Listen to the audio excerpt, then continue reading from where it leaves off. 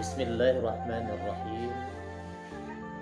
Assalamualaikum warahmatullahi wabarakatuh.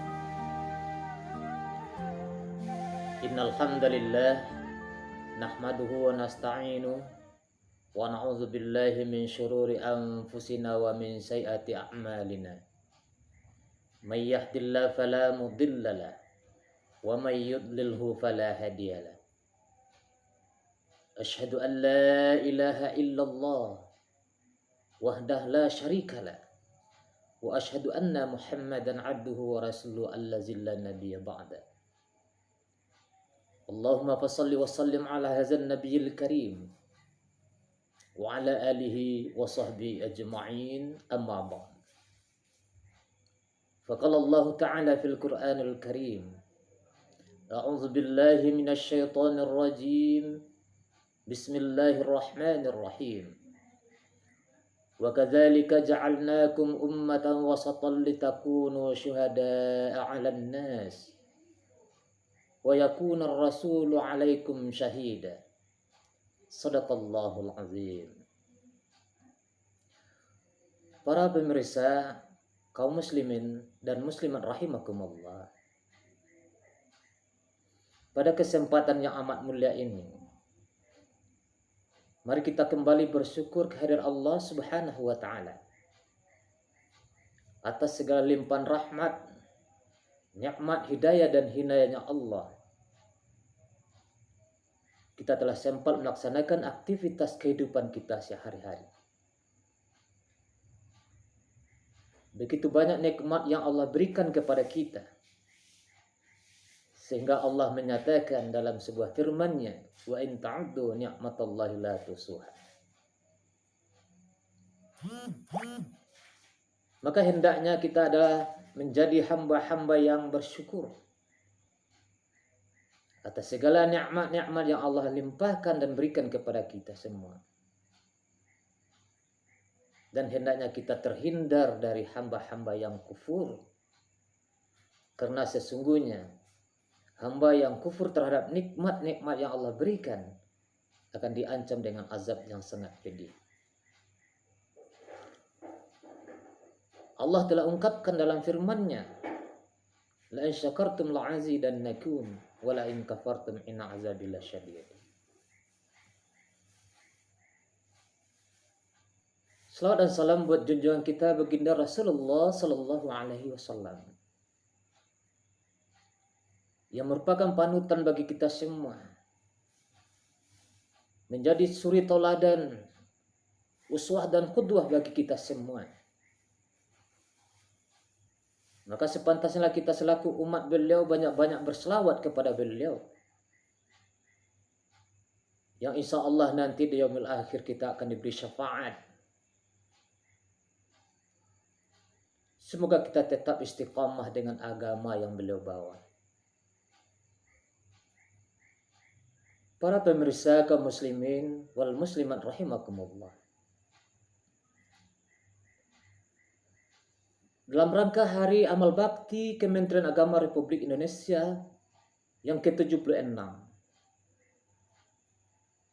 Maka dalam hal ini, judul pidato kita adalah moderasi beragama adalah kunci sukses dalam berbangsa yang berbineka. Kaum muslimin wal muslimat rahimakumullah. Islam adalah agama rahmatan lil alamin. Rahmat buat seluruh alam. Islam datang ke suatu tempat untuk membawa perubahan dan mengajak kepada hal-hal yang baik dan menghindarkan kepada hal-hal yang akan menzalimi diri kita sendiri. Sebagaimana kita ketahui bersama, para pemirsa yang budiman, Indonesia yang begitu luas, terdiri dari beribu-ribu pulau dan bermacam-macam suku bangsa yang terikat dalam suatu rangkaian ikatan, yaitu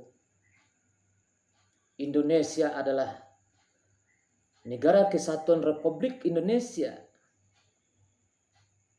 yang telah terhujam dalam di hati kita masing-masing, itu adalah harga mati. Kalau kita perhatikan,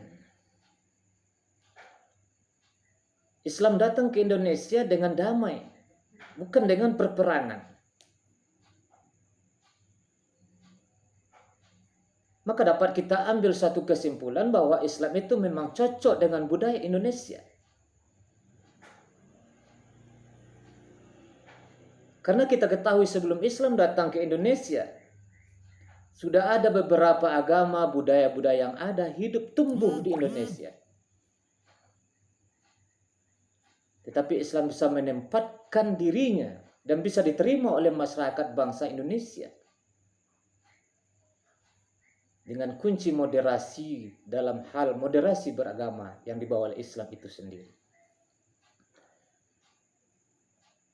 Maka berpatokan dari ayat atau surah yang kita bacakan tadi, terdapat dalam surah Al-Baqarah ayat 143. Bahwasanya Allah telah menyatakan, sebagaimana firman-Nya, a'udzubillahi minasyaitonirrajim, bismillahirrahmanirrahim. Wa kadzalika ja'alnakum ummatan wasatan litakunu syuhada'a 'alan nas wa yakuna ar-rasulu 'alaikum syahida.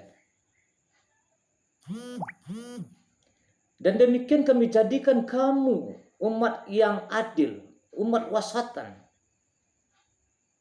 dan juga menjadi umat pilihan, agar kamu menjadi saksi atas perbuatan manusia, dan agar Rasul menjadi saksi atas apa perbuatan yang kamu lakukan.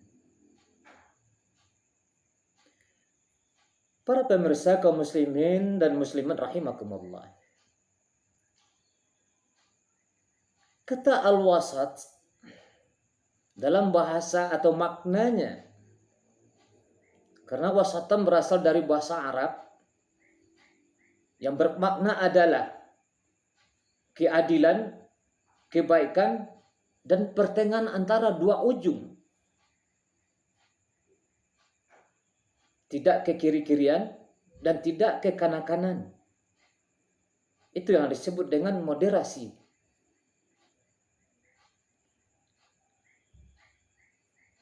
Sebagaimana yang sering kita lihat dalam suatu acara dialog atau ada suatu hal yang dibahas secara bersama, mesti ada yang moderatornya, yang menengahinya. Islam hadir untuk hal yang demikian.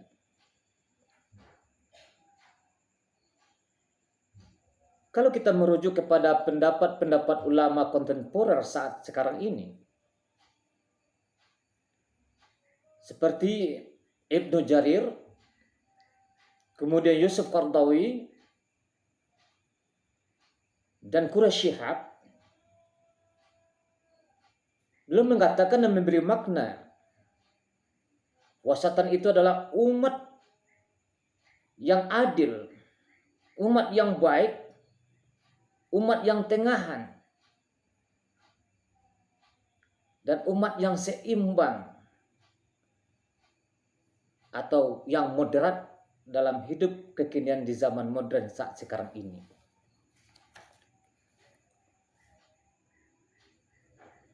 Masyiral muslimin rahimakumullah. Maka dalam membina moderasi beragama di dalam bangsa yang berbineka ini, ada 5 kunci yang mesti kita lakukan. 5 kunci sukses moderasi beragama di dalam bangsa yang berbineka ini. Yang pertama, adanya keterbukaan.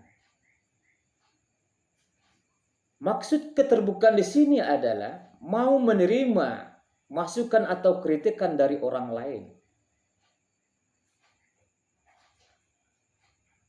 Maka dalam hal ini, kita selaku penganut agama, apakah dia agama Islam, apakah dia agama Kristen, baik yang Protestan, Katolik, apakah dia beragama Hindu, Buddha, Konghucu dan lain sebagainya, harus ada kunci yang pertama, itu adalah keterbukaan. Dan mau menerima masukan serta kritik dari pihak lain. Maka terkhusus kepada umat Islam, janganlah jadi umat Islam yang inklusif, umat yang tertutup, yang tidak mau menerima perbedaan-perbedaan yang ada. Dan dia yang menganggap dia yang benar, kelompok dia yang benar, kelompok dia yang berhak masuk surga, lain dari kelompoknya itu adalah bid'ah atau ahli neraka. Sehingga dia tertutup dari komunitas-komunitas yang lain. Kalaulah hal ini muncul di dalam pemahaman beragama, maka disinilah mulai terjadinya keretakan, mulai pecahnya persatuan, mulai runtuhnya kebinekaan itu. Maka Islam tidak demikian. Seseorang yang menganut Islam yang sejati, dia mau menerima masukan dan mau menerima kritikan dari pihak yang lain, walaupun berbeda dalam hal mazhab-mazhabnya. Kalaulah sesuatu kelompok yang mengatakan mazhabnya yang benar, mazhabnya yang baik, mazhabnya yang paling sempurna, yang lain salah, ini akan memunculkan bibit-bibit konflik di dalam masyarakat. Dan ujungnya adalah tidak terciptanya kehidupan beragama yang kondusif, maka akan terganggulah moderasi beragama. Maka oleh sebab itu, bagusnya kita di dalam memahami agama, agar terciptanya moderasi beragama dalam bangsa yang berbineka ini, satu syarat ini harus kita jalankan, harus ada keterbukaan dan mau menerima masukan serta kritikan dari pihak lain. Yang kedua, mengutamakan berpikir kritis. Maksudnya adalah kita harus memikirkan sesuatu pendapat atau suatu fatwa yang datang dari pihak-pihak lain. Jangan kita telan mentah-mentah. Kita teliti dan kita telusuri apakah pendapat ini sudah sesuai dengan hadis, dengan Al-Quran, dengan apa yang kita pahami aliran Ahlussunnah wal Jamaah. Kalau ternyata pendapatnya tidak sesuai dengan Al-Quran, Al-Hadis, sesuai dengan keyakinannya kita Ahlussunnah wal Jamaah, maka pendapat itu kita tolak. Maka kunci yang kedua dalam moderasi beragama, bangsa yang berbineka ini, kita harus memiliki dan berpikir kritis, tidak menelan mentah-mentah pendapat yang lain. Kaum muslimin wal muslimat rahimakumullah. Yang ketiga, kunci sukses dalam moderasi beragama bangsa yang berbineka ini adalah sadar akan keterbatasan diri. Ini bisa juga disebut dengan tawadhu. Orang yang sadar akan keterbatasan dirinya, kekurangan dirinya, maka orang tersebut akan mau menerima masukan kritikan dari pihak lain, dari orang lain. Dia tidak akan mengedepankan egosentriknya. Kalaulah demikian, akan terciptalah keharmonisan hidup dalam suatu lingkungan masyarakat secara kecilnya, dan akan terciptalah kedamaian, keharmonisan hidup secara berbangsa dan bernegara.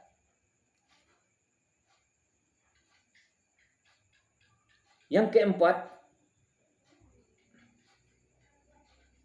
berorientasi kepada kemanusiaan atau keutamaan umat. Maka ada beberapa hal yang bisa kita saksikan. Baik kita lihat dari media elektronik atau kita baca dari media cetak. Karena ada perbedaan satu pendapat golongan dengan pendapat golongan lain, maka akan terjadi benturan, terjadi perpecahan, terjadi perkelahian. Nah, kalau kita ingin menciptakan moderasi beragama bangsa yang berbineka ini, maka orientasi seseorang umat yang beragama itu adalah berorientasi kepada kemanusiaan atau diutamakan adalah kemaslahatan umatnya. Bukan ego kelompok yang diutamakan. Kalaulah hal itu tercipta, maka akan tertimbul kedamaian, keharmonisan di dalam berbangsa dan bernegara. Masyarul muslimin, para pemirsa yang dirahmati Allah. Yang terakhir, yang kelima, kunci sukses dalam moderasi beragama bangsa yang berbineka ini adalah mesti adanya pendalaman dan pemahaman agama yang benar. Terkadang inilah banyak menyeret sebagian manusia karena kurangnya pemahaman agama. Baru ingin belajar agama, dapat satu hadis secara tekstual dia pahami, kemudian dilaksanakan. Dia tidak meneliti apakah hadis itu dhaif atau hadis palsu. Maka di dalam harmonisasi kehidupan beragama, agar munculnya moderasi beragama dalam lingkungan suatu masyarakat bangsa, maka perlu kita mendalami pemahaman agama kita. Orang yang paham dengan agamanya, dia tidak akan mau memaksakan keyakinannya kepada orang lain, apalagi yang berbeda keyakinannya atau agamanya dengan dia. Maka Islam suatu agama yang paripurna. Jauh sebelumnya Allah Subhanahu wa taala telah menggariskan bagaimana moderasi beragama yang sesungguhnya, sesuai dengan apa yang dikatakan oleh Allah dalam firman-Nya. Surah Al-Kafirun. Di sini sudah jelas, lakum dinukum waliyadin. Kalaulah seseorang atau sekelompok memahami agama ini yang benar, kita tidak perlu memaksakan agama kita atau keyakinan kita kepada mereka. Dan begitu sebaliknya. Hilangnya harmonisasi kehidupan bermasyarakat, beragama, karena ada unsur-unsur pemaksaan suatu agama kepada agama yang lain, dan unsur-unsur pemaksaan suatu aliran kepada aliran yang lain. Oleh sebab itu, kita berharap semua kepada Allah Subhanahu wa taala. Semoga kita umat Islam betul-betul memahami dan mendalami ajaran Islam itu dengan sungguh-sungguh. Karena apa yang kita nyatakan dan apa yang kita lihat, dimanapun Islam berada, itu akan membawa kemajuan dan kedamaian. Jadilah individu-individu yang membawa kedamaian. Jadilah individu-individu yang bisa membawa moderasi beragama dalam lingkungan masyarakatnya atau dalam lingkungan masyarakat bangsa. Sehingga tercipta negara yang maju, negara yang hebat, negara yang tangguh. Barangkali demikianlah pidato yang bisa kami sampaikan. Moga-moga ada manfaatnya. Camkan. Fa'tabiru ya ulil absar la'alakum tuflihun. Wassalamualaikum warahmatullahi wabarakatuh.